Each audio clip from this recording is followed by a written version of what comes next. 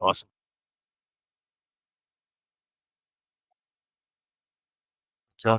2 pints on the queue, please. Yep. Pints in there.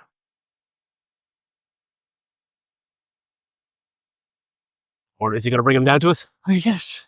Yep. Good. Very good. Looking forward to today. Huh?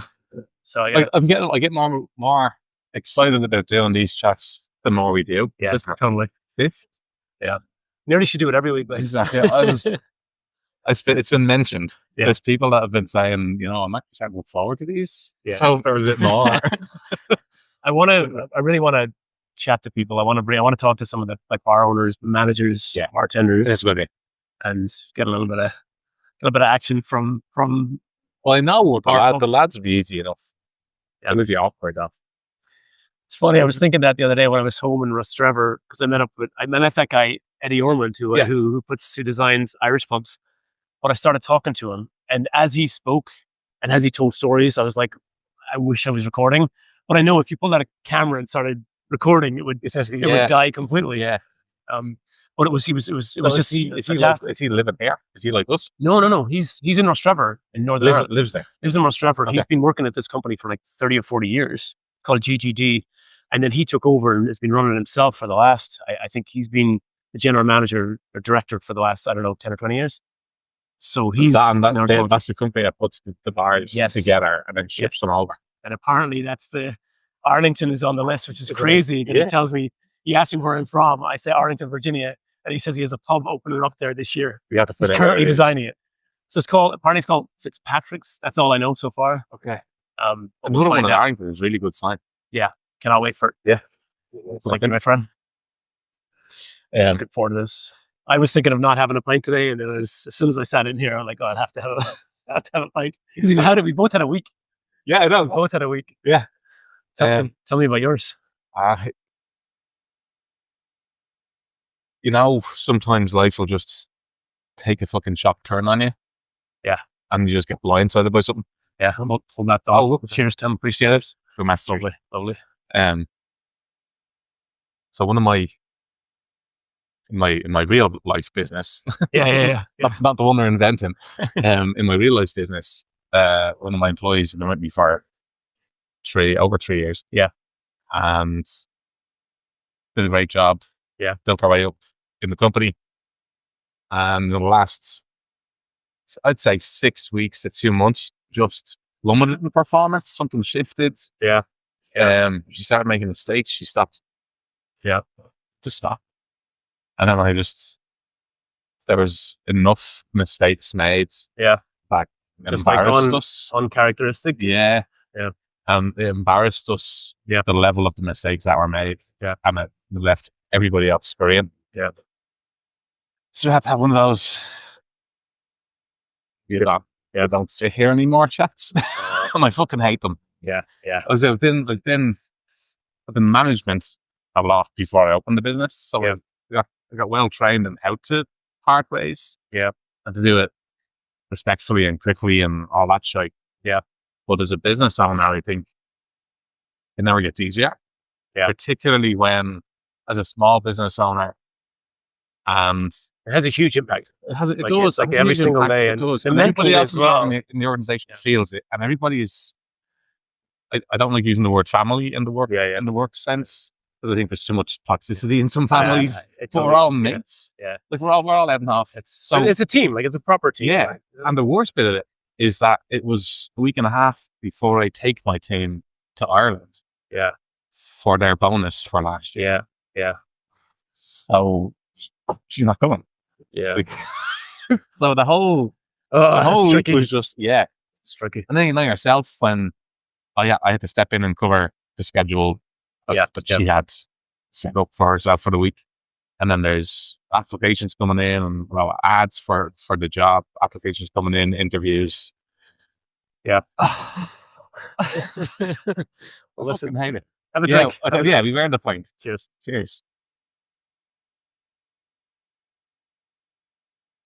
No, that's this was. It's definitely one of the most difficult parts of running a bit. Listen, managing people and organizing, keep people happy while keeping the business happy is always very, very difficult. And all like I'll find out with Darren, my partner at Speed Advance, it's like we'll talk about it a lot before it happens, and it's always a sign that we should act when we talk about something so much. Yeah, and it's always like we're talking about this so much. That's the flag, and that it's time to do something, whether it's something like that or something else important or difficult. The more conversations we have, the more it's like it's time to act. So like. Should be like a clock. Yeah. So the timer starts as soon as we start chatting. One of the conferences. Look at you. You are splitting the G, are you? No. I've noticed that you take a sip and I take at least 3. I go on my first sip. I have to proper taste. I start off slow. I ease into it. Well, so one of the conferences last year was a hiring conference. Yeah. And the secret I took away from that was hire slow, fire fast. Yeah. And I think one of my maybe a toxic trait as a business owner for me is like try to give too much benefit of doubt. Yeah.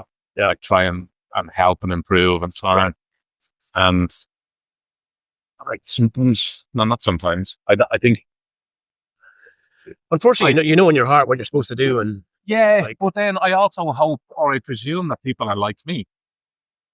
Right? Like, well, none of them are like you for a start. Well, and if they are, they won't be there long. They'll be moving on to do their own thing. Fair enough. But like you want the fix it, to get done kind of stuff, and sometimes it just doesn't exist in people, and you find it the hard way. Well, I've mentioned this already, and 2 of the lads I have working for us are 2 Indian guys, and they remind me of Darren and myself when we first came over here 20 years ago. Yeah, they don't take nothing for granted. Yeah, they respect what energy and what experience and expertise we have. Yeah, and they want to bust their ass. And it's like it's not a, as an owner, like you want people to make the effort, you want people to really try hard, but you don't want to be cracking a whip. But you want the same attitude, same like you say. You expect people are like you. Yeah, like in their motivation at least. And then you want them to want this, right? Yeah. Like it's not you can't force self-motivation, or you can incentivize things, but it's not the same as having that people that are truly, maybe, as I say, like you and like the mentality. But these 2 lads, like, they're all into shift, which is great as well, because Ayush himself, like the first time that we met him, he came to a happy hour at Speed Advance at Celtic House, and he was like, "I'm here all the time watching the football," and I was like, "You're in already, like you're already halfway there." Yeah. So you can do what? You're also skilled and experienced. All right. Yeah. Debbie, I'm loving the change of scenery. I am. It's in touch. I think the bar background is perfect. Yeah. Oh, that reminds me. Eddie Ormond that I was talking to, Trevor, he had said, he was talking about the design of bars and like how bars are very, and we were talking a little bit about it. I was saying about I love the round. Did you talk about the round on this? Yeah. But that's one of the things I personally think. But you're saying about it, and the Irish pub you always need to see the bar. Like no matter where you are, you got to line of sight to the bar. And that's part of like, and there's like 100 other things. And his company is like, they are partnership with Guinness. Yeah. So Guinness has these standards of like Irish pubs. I didn't even realize that they'd have that much influence over. Wow. Okay. Yeah. And there's a few companies that do it. He's been around for a while. Yeah. But yeah, it's like, I think it's there was a podcast about this recently as well. We should tag the podcast at the bottom of this. There's a podcast about building Irish bars and how, and about how it was an NPR thing a few years ago, and it was talking about how back like 40 or 50 years ago there were Irish bars, but they were just like stick of shamrock, and it was Irish because the people who set it up were Irish, so you'd have the culture there, but if you walked in, it was just an American bar, like another American bar. My only experience with it is I remember I met a lad called Sil. He was a partner or one of the owners of Rerock. Rerock. Yeah, I remember Rerock. Yeah. And they came in a bit of an explosion, and they had 2 or 3 pubs around DC, and then they had, that's right. I know they have one in Vegas because I've been in it, and Atlanta. I was in one in Atlanta. But he was saying that, and I'm not sure it would be the same company as your man, but they used a certain company at home to design and build shit and just send it over. Yeah. There's a few of them. But like, I think it is important. We have the feel, and again, you want to distinguish it from just another regular American bar. Like, look around here. What have you got? The fireplace. Like, this is we're sitting down today. This is this is what you were excited about. I was like, get the fireplace. I'm like, yes, you fucking need it. And you need a good old fire. The hose. It's still one of my favorite smells on the planet. It's her fire. That's right. That's right. It wasn't so big in Dublin. But oh, geez, I was the Piperquets would have been big. Yeah. Piperquets came in. I think we used. Yeah, that was yeah. When I was a kid, I was the one responsible for lighting the fire every day, and it was the Piperquets. Yep. But then we never had, and like so, I grew up in Mayo at the time. Yeah. Where a bunch of people had like access to the bogs, so they just go out and cut their own peat. I used to go cutting it with my uncle. Yeah. I don't even know where we went. He lived in Meath, and we'd fuck off. Yeah. So mustn't have been too far away. Yeah. I remember cutting it and stacking it and then drying and going back weeks later and bringing it in. Yeah. Fucking brilliant. That's it. That's one of my, I don't know if I mentioned this before, but I want to go to Céide Fields. Really, really dying to get to the Céide Fields. I've never been there. That's in North Mayo, about 20 miles from Ballina, near Killala. What is it? You not know the Céide Fields? No. All right, this is me to educate you on your Irish history. Yeah. Céide Fields is like a 5,000-year-old settlement where it was found by some lad who was like some farmer, or actually I think he was a local teacher. He was a local teacher that was out of the bog, started digging, hit some rock. Anyway, long story short, there was like some dwellings, and there was like fixed rows of stuff where they could determine that this was a settlement where there was farming, and farming was happening, and the style of farming was happening earlier than anywhere else they believed in Europe. Okay, so because of the conditions in the bog was preserving the all the ruins under. I never realized that was so. Well, it's funny. The Céide Fields is again. It's an archaeological site that really could do with more energy and effort. And recently, the Mayo County Council have said that they can't afford to put the energy in to keep it because it was like a UNESCO site or something. Okay. And in order to do that, they have to keep up the standards, and they haven't been because they couldn't afford it, which is a cry out to everyone, like to surely the Irish government would support that, but because it's older than any other. It's I think the oldest. I remember reading somewhere. Yeah, I remember reading somewhere that blew the knowledge of the history of farming away. That's came from a bog, and I didn't realize it was Céide Fields. Yeah, it's right beside the Stack. Yeah, ever seen the Stack? Like that was. So what's funny is I grew up in Ballina, 20 miles away from here, and I've never been there. I've never even seen this. Like I've never walked around the cliffs there, which is just blows my mind. We would have went to Achill Island, we would have done all the other fun stuff. Yeah, I have never really hung out like there. So that's on my to-do list next time I go home.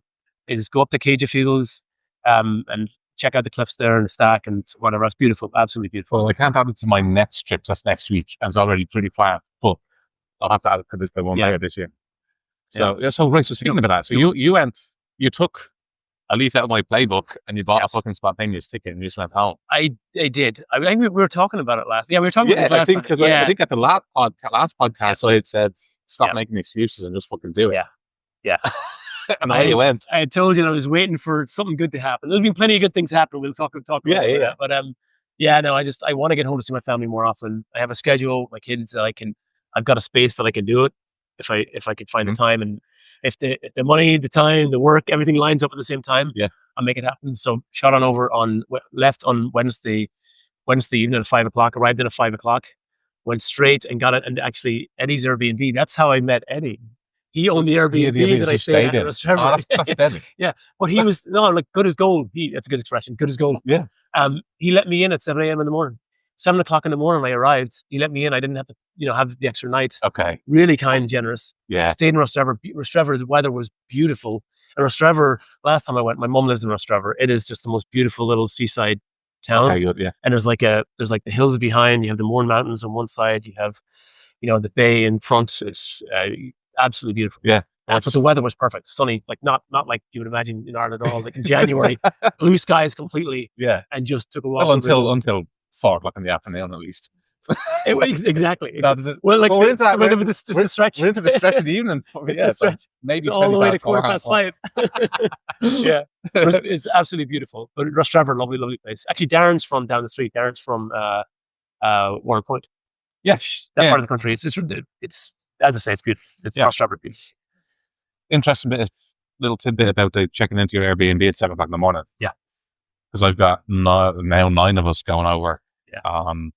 When landing Thursday morning, got a gorgeous Georgian house just outside Navan. Brilliant. Looking at the Boyne. Little walking distance into Navan town itself. Like it'd be quite the location. But I've set up a minibus. My twin cousins own a little bus tour company. So I've been working with them. They're bringing the bus.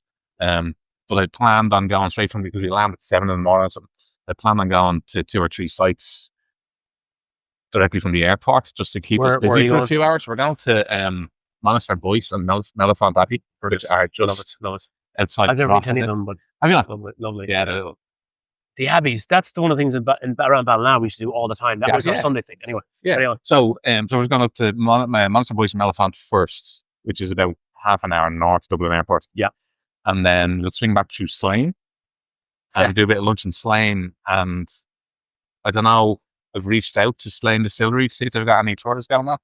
But if we could do a bit of lunch in Slane and then do a Slane whiskey distillery, whiskey tasting as well. Yeah, that was Slane whiskey. Are you familiar with it? Say again? Are you familiar with Slane whiskey? Oh yeah, I've never had it. Oh, have you not? No. Yeah, Jesus, yeah. And I think my friend Alan, who lives in Navan, discovered it a good while ago now. They're new-ish, I would say. But great stuff. Like, I'll ask for it at a lot of pubs. Some Irish whiskies. I was hanging out with a friend of mine. He's actually who I met through the Digital Irish Venture Fund. Hanging out with him last night, and he was telling me there's a podcast I need to look up. Another podcast that's about it's tracking Irish whiskies. So every episode's about a different Irish whiskey, because 20, 30 years ago there was like a handful of options, and most of them were not very good most of the time, and now it's exploded, right? I think it was a year ago, I read an article that said over the next 15, 20 years, Irish whiskey is going to become the dominant whiskey. Yeah. Scotch is going to recede a little bit. Bourbon is kind of still where it's at or whatever. Yeah. But something about people's palates changing. That's what the science behind it is saying, that people's palates are shifting off the smoky earthy to... Interesting. Yeah. So apparently Irish whiskey resurgent is coming on that.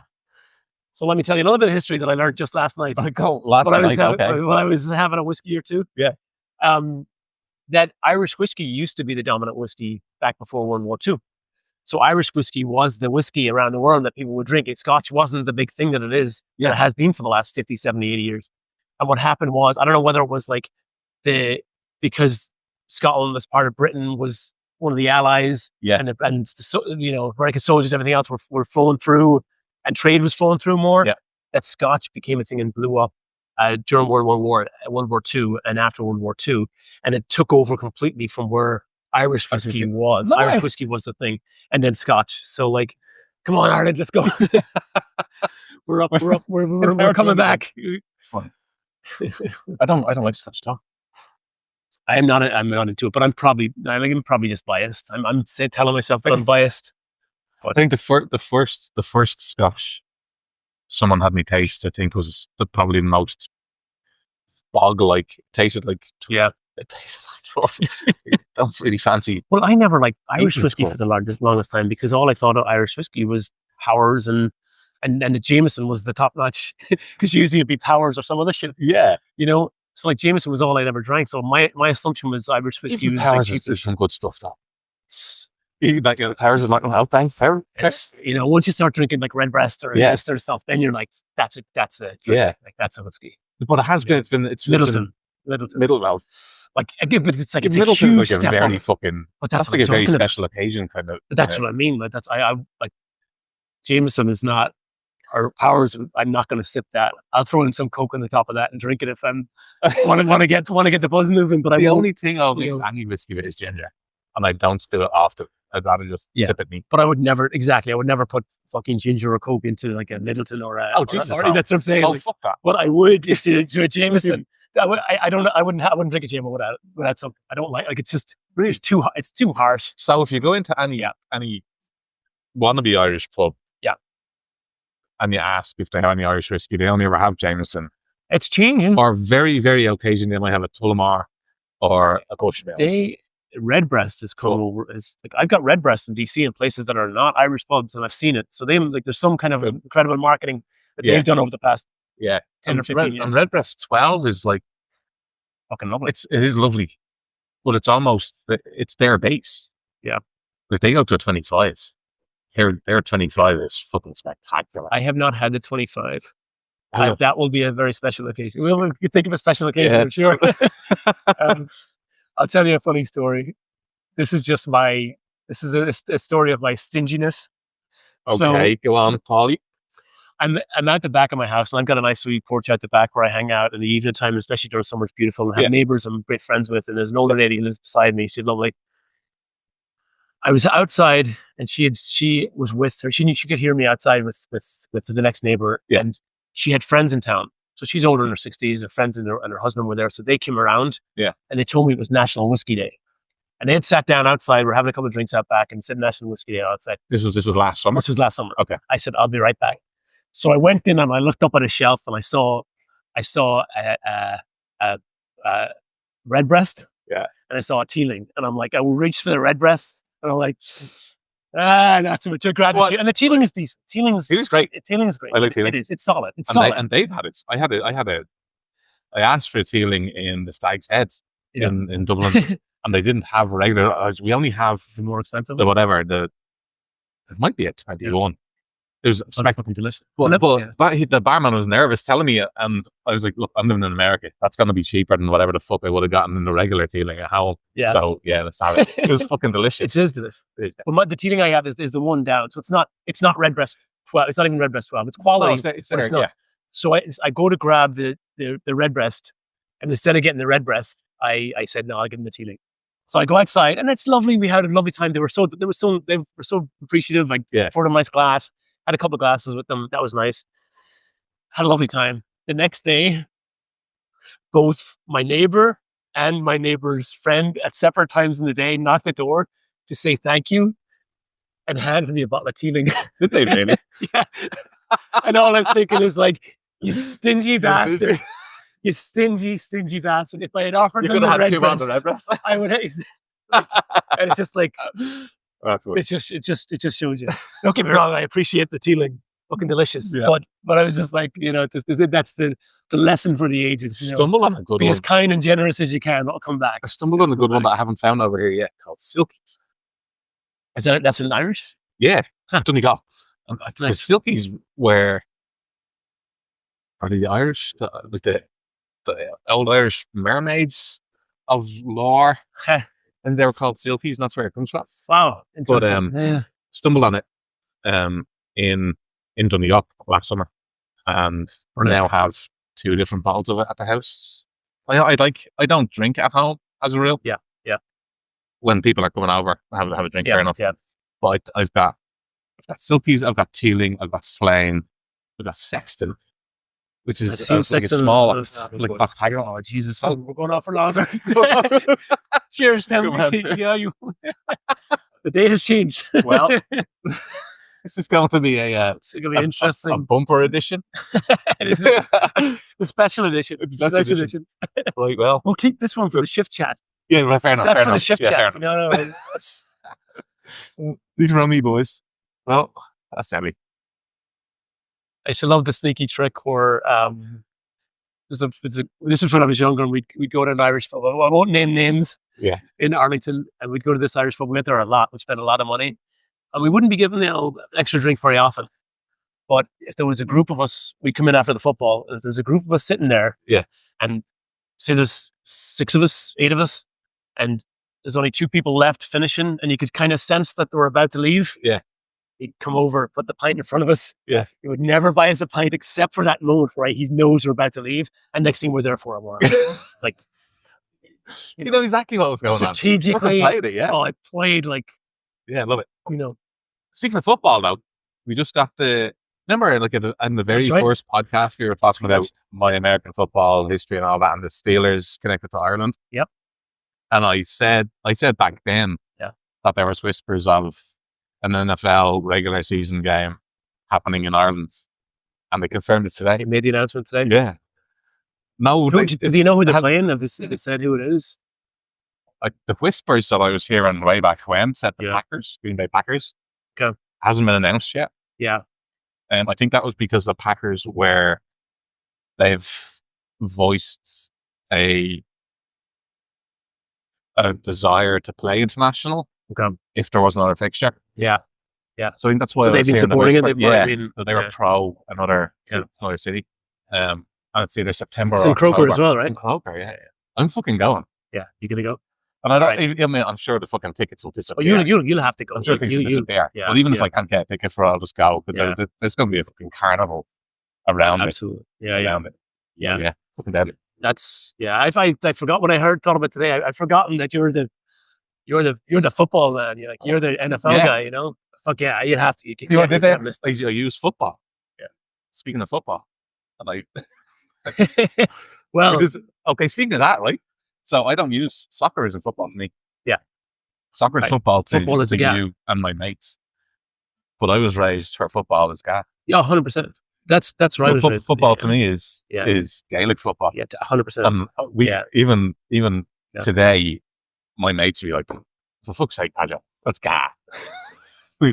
No, that's football. There's the difference in times and places around the country as well. Like Mayo is like, it's soccer for sure. Yeah.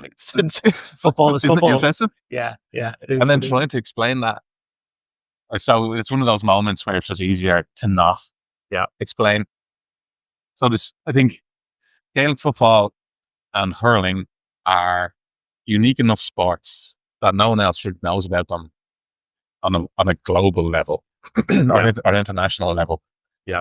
So if you try and say, so people have asked me if I played rugby after saying what I played, and I was just I played rugby. Because it's easier than trying to go back into the fucking, it's actually an Irish football and it's a mixture between soccer and rugby, and then it's just, if you're just having an in-passing conversation, rugby.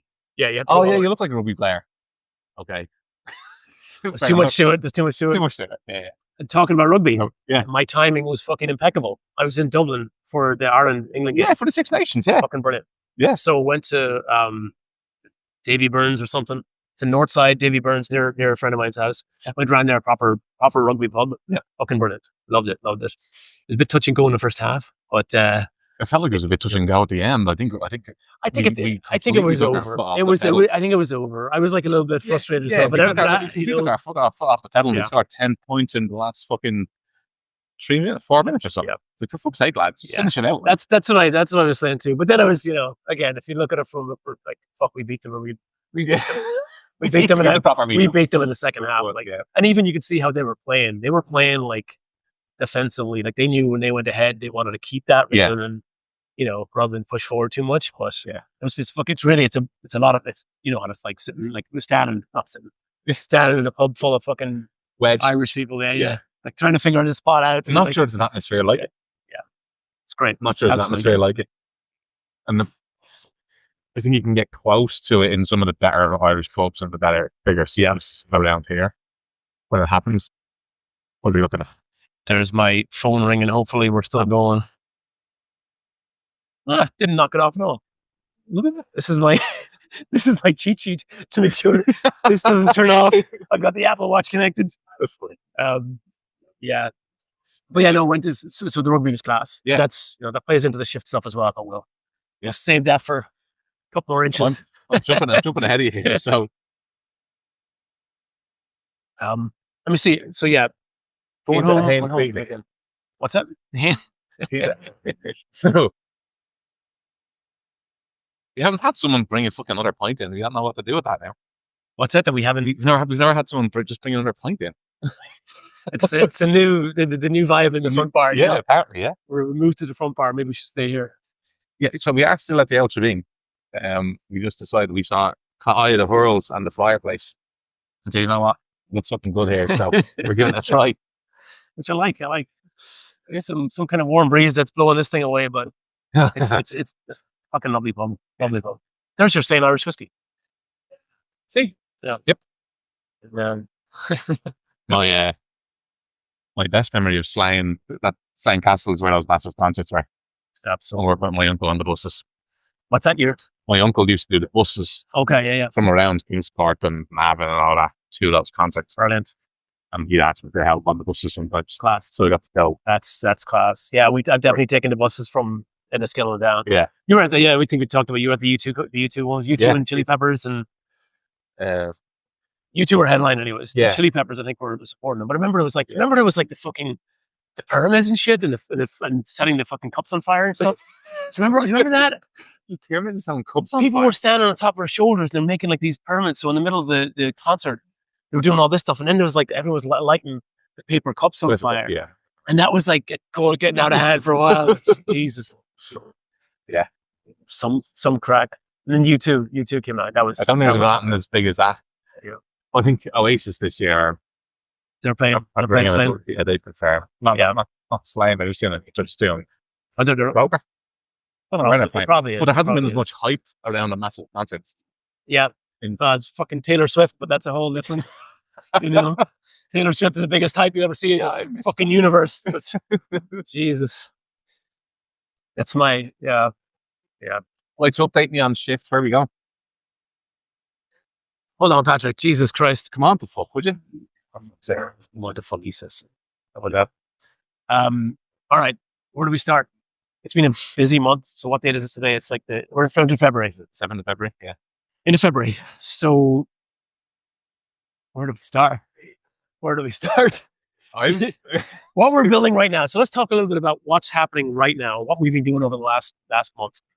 We're building a directory. It sounds very fucking boring, but I'll make it sound a little bit more exciting for the tech folks. Yeah, it's an AI native directory. When I say AI native directory, we're using the power of AI to go find events and then curate them and summarize and make sure we don't have duplicates, so that you're going to be able to walk into a pub, take a photograph of the schedule for the week, send it to Shift, and I'll go and put it in the calendar, and people can get to it. So it's using a few little tricks, and also a bunch of other stuff like enter the URL and it'll go and find out what's happening. So again, it's a directory. This is where it starts. Come for the network, come for the tool, stay for the network. Yeah. It's starting with a directory of everything Irish. So Irish pubs, Irish organizations, Irish owned businesses. Right. Yep. And events. And when I say events, talking about everything from like Dara O'Brien coming over and doing a comedy tour, to a session in a local pub, to the Six Nations, to St. Patrick's Day parades, St. Patrick's Day dinners, St. Patrick's Day, everything that happens on St. Patrick's Day. Yeah. So the goal right now is to get this launched for St. Patrick's Day. So that's this month, February, so that we'll be able to see everything that's happening in New York, in DC, and start building up the cities for everything that's happening around the world for St. Patrick's Day. We have all the pubs, so we know already that something's happening in every pub. We're going to be focusing on things like St. Patrick's Day. Another good example. 7,000, was that our number? 7,000. That's right. 7,000 Irish pubs around the world. Yeah. So that's, so. Which is a lot than I imagined, I think. I don't know what I imagined, but 7,000 sounds small. I think it doesn't include Ireland. I think the 7,000, not all Irish pubs are considered that. Yeah. Which again Ireland's the tricky one. That's, to be honest, like Ireland is the tricky one to get this right. Well, they're just fucking pubs. That's what I mean. So if you're saying Irish pubs, but everything is Irish. Every event is Irish. So I think we'll probably prioritize like the Irish abroad, wherever they are, America, New Zealand, and then build through to supporting like what's happening in Ireland too, because that gets tricky. Coming everything, which again, that's where we're going. The concept of being AI native is allowing us to be able to say we will be able to track everything. We'll be able to accept everything. Directory of pubs, Irish events. The idea is if you go to the web and search Irish anything, it'll show a local result. So Irish dancing, you're in DC, you're in the area, Irish dancing DC. Yeah. You're searching Irish pubs, obviously show you where the best pint of Guinness is, all that fun stuff as well as like Irish comedians, Irish whatever. So like we're going to make sure that everything over the next year, the SEO will build up bit by bit, that anyone who searches for anything to do with Ireland, Irish anything, will come to us. We will direct people like around the world. So that's the tool part of it. So that's the start of it. But that's just step one. Yeah. Connected to that is like, so what's the mission? Tell me, let's go back to the mission. What's the vision? Like, as you say, what's your vision? The original idea was just to connect the Irish people globally, meaning that when we travel, we find each other. Yeah. But there's nowhere to fucking help us find each other. Yeah. And there's like, there might be some cities where people have the opinion of what the best Irish pub is in that city. Yeah. But there's nothing to fucking network that shit together. But it's funny because one of the things that I'd say saddened me, and the sad music is on, so it saddens me. We're listening to the background. You probably can't hear the music, but it's probably a good old Irish ballad. What saddens me is there's less conversation in pubs and bars as there used to be, and especially the best thing about an Irish pub is that there is more conversation and interconnection between people. Yeah, and this goes from both a personal perspective as well as like fucking across the world, and I think the pandemic added to it, right? Is like this loss of like engagement, loss of real life.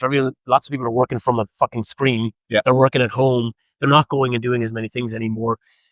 Even the dating explosion of dating apps is not working like it was supposed to. Yep. Like people are not meeting each other like they used to be.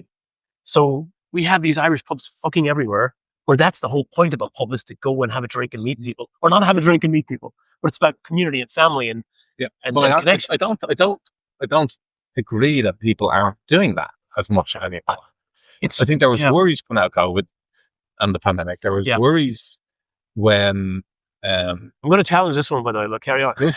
there was worries around weed, vaping, surging, and the younger generation socializing through using those as the method rather than going to the pub and having pints. Yeah. I don't think it actualized. I think if you go back to Ireland, they'll tell you it did. They'll say there's less happening in Ireland. I was last year. Yeah. Listen, let me point something. You can't argue with this one, right? People at the bar, the phone is out. Yeah. Fuck the phone. Wow. The phone so forget about the pandemic. The phone itself as opposed to sitting, hear me out here, as opposed to sitting at the bar, talking to the barman. Yeah. And I'm not just saying Irish pubs, I'm saying across the board, bars everywhere. There's way less personal interactions even in a fucking bar than there used to be. That's my presumption. Right. And it's because instead of like getting bored and starting talking, you get bored, you pick up your fucking phone, and I think like the reality is people go to a pub or a bar to even if it's for a drink, it's to be around people. You can have a fucking drink at home. It's to be around people, right? The phone, the technology, I believe, has put a fucking obstacle in the way for people communicating. But the obstacle's been there for 2 decades. What's that? The obstacle's been there for 2 decades. Absolutely. But I think it's I want to solve it. I think I want to solve it. I think the way that we socialize as a nation, as a culture, is the reason that the pubs exist everywhere else. It's because we want to congregate with each other when we get to wherever we're going. Whether that's on a tourist fucking trip or whether that's on an immigration trip. Like we have. This is why we're sitting in a fucking Irish pub drinking Guinness. Absolutely. But I'll say something as well, right? As an Irish person, a measure of your night out will be how many new people you meet. Right? Isn't it like if you go to like the whole point of going somewhere is to meet people. We then like make friends with people around us and pull those 100%. In. So if we can create, this is what I'm getting at. This is what I'm most excited about, to be totally honest. It's like it's encouraging that behavior. Like how can we through shift encourage the behavior of going somewhere and making conversation? Yeah. And I think we can do that. And that's part of like the IRL, right? I think we're agreeing in a disagreeing tone. Totally. But we're actually agreeing. This is 100%. 100%. So it's like amplifying the Irish culture, right? If we can amplify the Irish culture of going to even a pub or anywhere and making conversation and start talking to it, that's what it's all about. So that's 100%. That's what I'm saying. That's 100% what the core of the vision and the message is about. So what can we do? And as a technologist, and that question I've been asking myself for the last month, 2 months working on this is like, what can I do to impact this product, this fucking technology product, to have that result of more people meeting each other? Yeah, more people actually like, and that's like for new for hooking up, for getting the shift, for just meeting people. Yeah, so the concept we're playing around with right now, we're going to put it to the test in the next few weeks, is we have this directory, we have events, we have everywhere. it's encouraging people while they're there to make friends, to connect. Yep. So it's kind of like and I don't even think that exists. Like social media popped up over the last 20 years, 10 years, 10, 15 years, whatever. And it's like, it encourages people to connect with each other. And like, so like, can we do it in real life? Like focusing on the best things about the Irish culture. Yeah. To get people to not just fucking connect in this fucking digital space, connect in the real world. Yeah. You know? And I think using technology the way that I think it was originally intended, which is to improve the real experience. Right. Which it's failed fucking miserably at, right? Right. But yes, yeah. That's basically it, right? Let's fix it. So that's my deep personal mission, to fucking fix the thing that I helped break. You know? Yeah. Good to see you. How are we doing? How are you? Good to see you, man. You still doing this, or you? Yeah, we're going. Still going? Yeah. We're on number 2. We're number 2.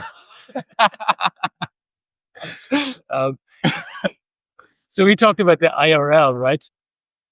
The IRL on the back of the cars, the stickers. Yeah. You travel around Europe, or you travel Europe and you'd see the Irish. But you don't see anymore. You don't see anymore because they have them on the license plate. Yeah. We need to bring them back. We'll bring them back. That's a cute little addition. I actually ordered one. You can get them online. I ordered one to stick in the back of the car. I'm sticking on the back of my car. It's happening. I should have got you. I'm going to order you. You don't get. I've got you. You got to get one on in your shiny. I fucking hate those things, but I'll you know what, I'll do it for you. The IRL though, it's like I love that. Yeah, I generally hate fucking adorning your car with shit totally on the back and political messages and whatever else, and baby on board and family on board. I'm not going to crash into you. Your whole family is. But the IRL, it's like, talk about serendipity at the highest level. The way it works for in real life playing. Yes. Yeah, something like that. Actually is very good. Yeah. So what I like is that we're at the data is now starting to fucking point us where we want to go. Yes. Yeah. So whereas it's all been schematic almost and like blueprint. Yeah. Now we're actually like, okay, now it's actually real, and now we've got some fucking input. Yeah. And something that exists, and we can follow the data to say, that's like I said. Totally. So we'll get live this month. Live in February. Yeah. That's the pressure. That's just we are working hard. That's my pressure. That's my pressure. That really want to fucking meet you guys in San Diego, because every single person. Can we record a podcast at the outside, or your Irish pub in San Diego? I like the field. The field is the one in San Diego I like. Should be recording an episode of the podcast there. I don't see why not. We're not committing to it, but we might. Well, so my close kind of friends and advisors through this whole process, that I just spat this idea out to initially, yes, who are all, well, let's just fucking let's just research that. That's an idea. It's a good idea. Let's research it and see if it stands up on its own. Yeah. As much as they fucking love me and are supporting this, they've been like, you have to fucking prove yourself. You're not a fucking tech guy, dude. Yeah. We will go to any fucking pub with you and have a fucking great night every single time. But you're not a tech guy.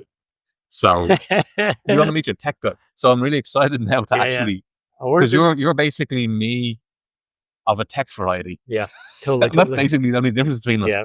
So I can't wait for him to meet you out there. Well, that's what I think about. I think about this a lot because, listen, this is what we do. But I've got other things that, I've got the experience of honestly 25 years of doing it, but for 3 Advanced the last 15 years of seeing successes. Don't those numbers scare you? I'm here 22 years this year. I'm here 22 on February 12th. So, oh wow! So it's next week. Next week. Congratulations, man. Thank you. Fuck. Yeah. So 22 years. It's amazing. I'm approaching that point in my life where I will be here longer than I will have been at home. Which is an emotional thing. I have to fucking figure it out. Totally. But isn't it fascinating that we're talking about 2 decades of experience? I started leasing apartments in 2003, the year that I got here. And then I opened my business doing property management 12 years later. And I've been a business owner since. But those numbers are it's half of our lives. We've been here. Totally. And then a quarter of our lives that we've been business owners. I never imagined I would spend any more than a couple of years working anywhere, or a few years. And the fact that now I'm working at my own company, a couple of months. But like working at your company, like it's your company. That's why you're there that long. You probably wouldn't have been somewhere that long because of your personality. You would have, if it wasn't your company, it's like it's the longest job you've ever had as well. Yes, by far. For yourself. Yeah, by far. But listen. Let me get you into this one, because like I was going to say, I've seen so many great ideas. I've seen so many great things fail, like so many bad things fail, so many great things fail. Yeah, so many ideas. This idea is like, it's like the idea is fine, but like to actually execute on it's fucking hard. And even if you do execute perfectly, because of the like statistically, it's like you're more likely to fail. Yeah. So like, even if I had thought, hey, I wanted to make an Irish app, which I didn't cross my mind until you said it, and I was like, oh, okay. And it grew up, and I'm like, oh, and whatever. But I enjoyed seeing my evolution, right? Your evolution of it, yeah. You're like skeptical, kind of like, it's wanting it, but skeptical. Yeah, totally. It's like I need to, because Patrick, I've seen fucking fail. This is my point, and this is why, even if I thought, oh, hey, I want to make it an app for the Irish, I would have been like, no, it's not going to work. It's not, I would have talked myself out of it. Yeah. And I wouldn't have taken the steps. I spent about 2 years. This has been an idea in my brain for about 5 years. I was talking myself out of it for years. Yeah. And then everything just kept on, whether green lights, the green lights. Yeah. I intentionally tried not going to Irish pubs and going to all other kind of pub breweries and fucking, well, I've never been to a winery. I'm not a wine person. I've never been to a winery. Like breweries and the wineries are fun. Different fucking pubs and all that. Yeah. There's very little to no crack at a brewery, in my opinion. It's day drinkers full of fucking. That's harsh, but I know what you're saying. Like, I haven't had a good fucking time in a brewery. Is it? You're right. I was gonna. It's based on whoever you go with, right? It's like if you go with them. No, but what I'm saying is that's why maybe.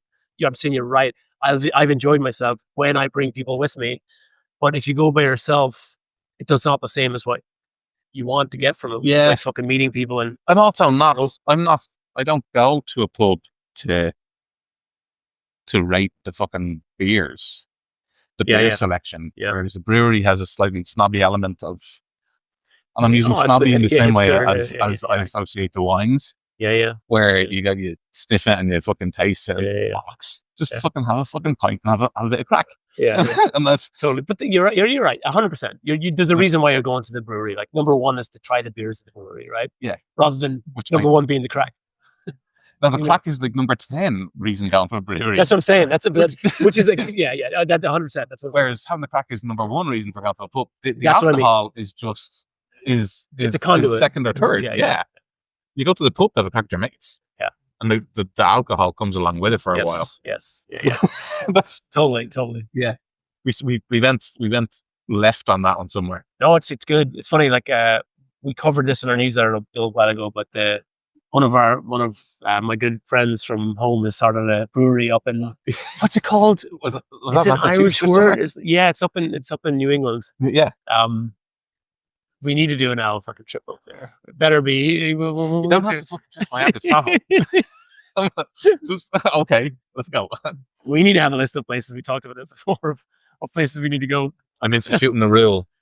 This podcast is ending when I finish my second pint because if we wait for you to finish, it'll be about 2 hours. I was gonna leisurely pints, Patrick. Leisurely pints. Slow the fuck down, cup. We didn't expect the other one, but it's brought it on. Even mixed, like you still go? We're still going. We're still going. This is the marathon today. You need it. You've had a rough week. It was rough. I'm fucking excited. Next week though, so with the trip with the team, with the rest of the team. Oh, that's next week. That's next week. You're taking your team to Ireland next week. Fuck. Yeah. Shit, that's the pressure as well, right? When you're going, you're trying to get shit out of the way and make sure everything's wrapped up and tidied up. There's a whole, You know, hopefully it doesn't start snowing before you leave. Yeah, and I always pick it on the President's Day weekend because it's February rather than any other winter it's a month. holiday here, but so it's our slowest period. Yes. And coming to the end of our slowest time, people tend not to move during the winter. I think that's fucking brilliant, man. That's brilliant. Like taking a team back home. That's fucking love it. I love it. I do love. Yeah. I do love giving it to them. Yeah, and it's been. I haven't taken somebody yet that has been there before. Some of them have traveled to other countries. Yeah. But it's going to be their first time. I get to just shout them out. It's good. You know, you talk about your is he your uncle owns bus company or? So my uncle did. His son stood it out. Okay, get over it. Yeah. Yeah. There's like this is a random one. Used to play football for Enniskillen Town. Okay. And there's a bus company in the town, and it was called Benny's Buses. Yeah, okay. So we'd go like from 14, 12 to 18. We'd be on Benny's bus. Yeah. To go, and it was always like Benny's bus was like the fucking madness in the Craic at the back of the bus. So that's how, The buses, like the bus that we used to be given, could hardly make it up the fucking hill. Like we're all like, come on, like going at like maybe 12 miles an hour up a fucking hill. Like, so when I think about traveling to the heavy shower that comes on face. Exactly. That's right. Probably squeeze 3 to a seat, you know. Jesus. It's Benny's buses then. So anytime, yeah. I saw a picture yesterday of, I might have been fucking 12. There was a picture.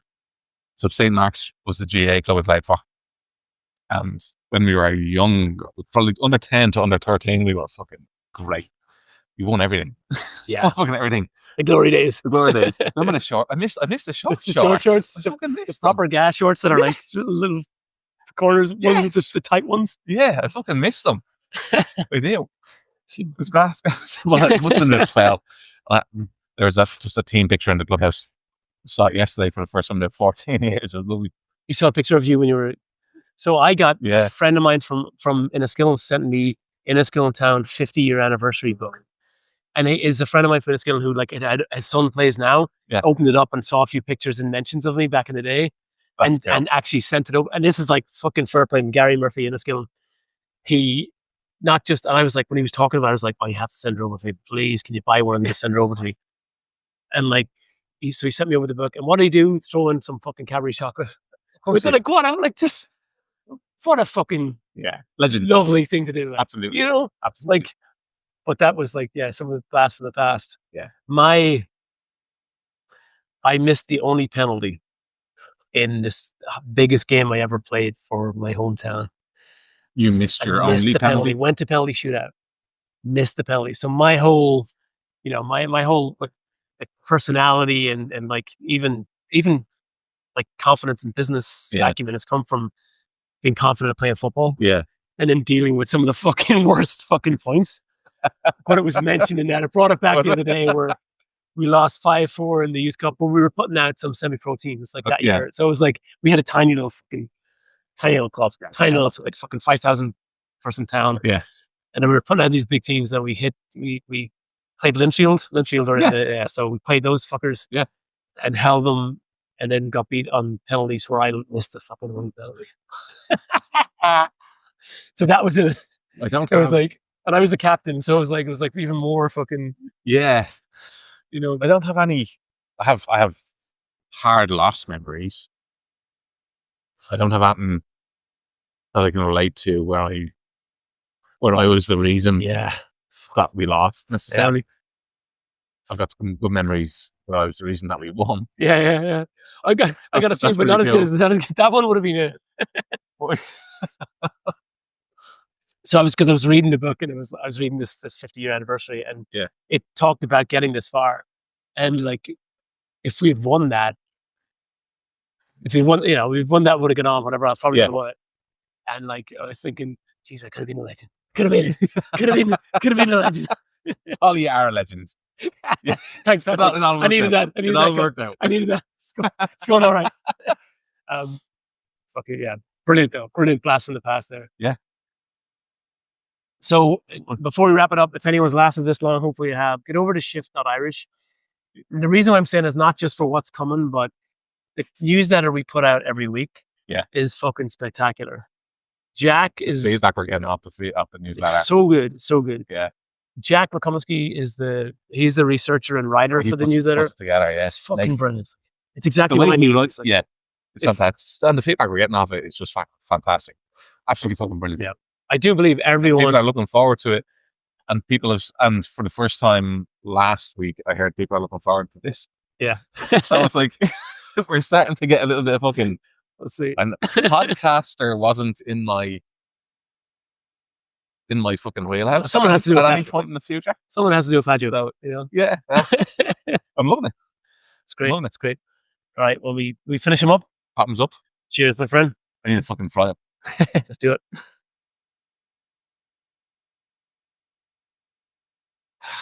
All right. Thanks for joining us. Right up. Thanks for the extra pint as well. All right. Let's get going.